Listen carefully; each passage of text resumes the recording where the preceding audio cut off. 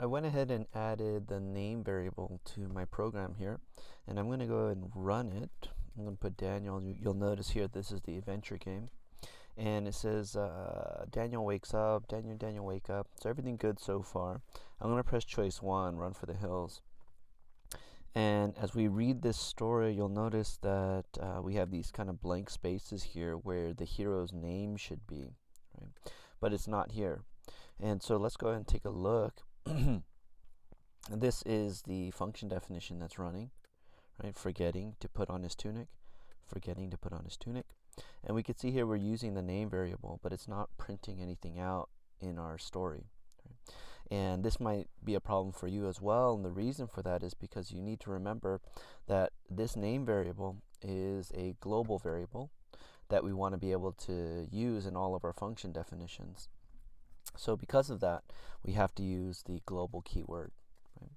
So what this is saying again is that whenever you use the name variable in this function definition, we're referring to the global name variable.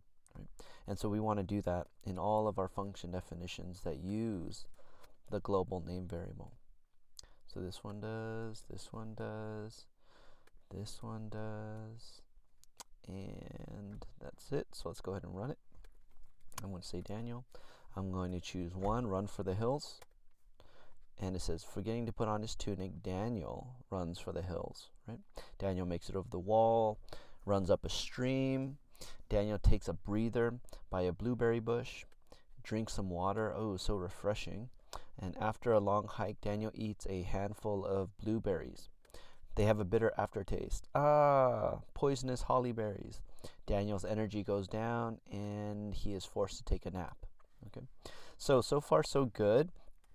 It uses the global name variable that we asked to input in the beginning. And so now what I want to do is I want to introduce the energy variable. Okay, so maybe we could start the energy at 100. And every time the hero makes a choice that leads to him not, to make a decision that leads to him eating some like blueberries, like in this example here, then we can decrease the energy variable. Okay, so let's go ahead and take a look and see. So this first function definition, main, does it need the energy variable? I don't think so. Right? He just woke up and he hasn't really encountered a monster that hurt him or eaten anything that poisoned him. So no need for the energy variable here, so I don't need to add it as one of the global variables for the function definition. This one here, though, we do, right? Because we talk about his energy. We say, oh, his energy went down, or, oh, he drank some water, it's so refreshing, his energy should go up. Right? So here I'm going to put a comma, and I'm going to say energy. And right here, let's go ahead and say energy equals energy let's say plus 10. Right? So he drank some water, and that was beneficial to his energy level. And then after here, the poisonous holly berries, right, his energy goes down. So right here, I want to say energy is equal to energy minus 50, because those are very poisonous. And so I want to, now that I say that, I probably want to print out like how much energy he has, right? After each of these things happen, we probably want to say something like print Daniel without the quotes, now has energy, has 50 energy points, something along those lines. Okay. And maybe I want to print that out right here as well, right? So every time the energy is affected, we want to print it out. Okay. So let's go and look at some of the other function definitions. Okay, nothing really happens here that would affect his energy. Here, he gets hit. Well, let me go ahead and play it and show you. So here, let's enter my name, Daniel. And then I'm going to grab my dagger, number 2. What do I want to do? Oh, I'm sorry. No, this is not correct. So this is actually the loot escape. So I'm going to say Daniel. I'm going to grab my parents' sack of gold because, of course, we are trying to escape with our life. So Daniel runs the corner towards the secret cave. As he turns the corner, he's met by 3 townsmen running towards the gate. All those not for us are against us, yell the men. The lead man barrel rolls unexpectedly 3 meters before Daniel perceives a movement too quick to see anything but a flash of the color of worn tunic. And Daniel sees all blue, realizing he's on his back looking at the sky. Daniel's energy has decreased. Okay, so here the energy level decreased, and so Daniel's trying to run away, and he meets some of the townsmen, and the townsmen are angry because he chose to run away, right? So they go ahead and attack him. All those that are not for us are against us, is what he says.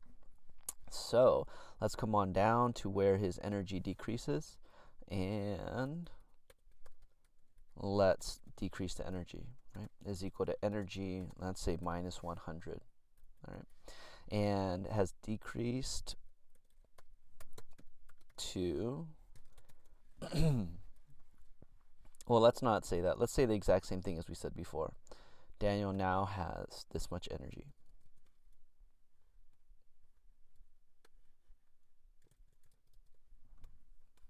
Okay, so now let's go ahead and run that again. Let's say Daniel.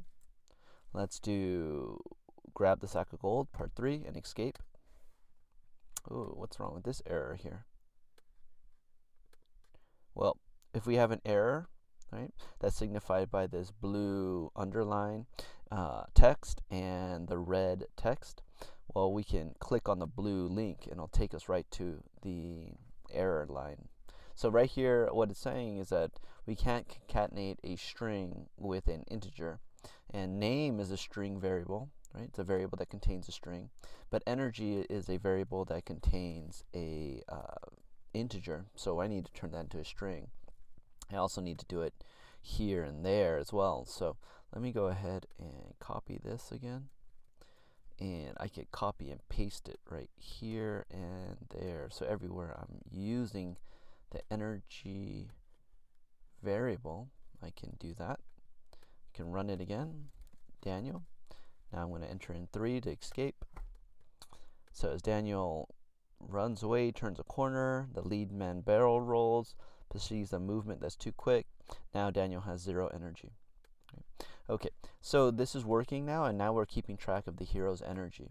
All right, now if I go ahead and run it again, and I choose option number 1, run for the hills, then he does this stuff, right? And now he has more energy points, and after he eats the holly berries, then his energy decreases to 60 energy points. And so so now what I want you to do in your game is to add additional variables that are going to keep track of different aspects of the hero, and then we're going to use them in our program. Okay. You could follow my lead and use energy and name. You can come over here and you could use energy is equal to 10, and you can keep track of that as well, right? But basically what we want to do is create an adventure game where now the choices that they make can affect the game and like cause it to end early or cause it to have the player actually win the game instead of just have the story unfold.